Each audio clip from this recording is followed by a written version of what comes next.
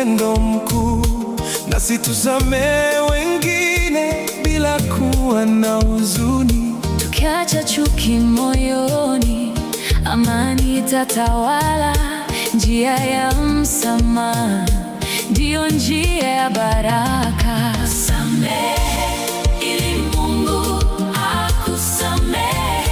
Ondoa uchungu moyoni mwako. Samehe ili Mungu akusamehe.